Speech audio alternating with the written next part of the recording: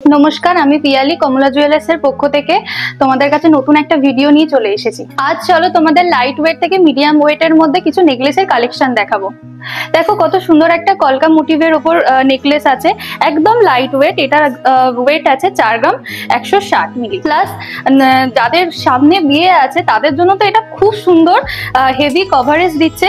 এটার ওয়েট আছে 10 গ্রাম 78 মিলি। এবং এখানে আরো সুন্দর সুন্দর কিছু কালেকশন আছে। দেখো এটা ময়ূর মোটিভের ওপর আছে হার্ট শেপেতে।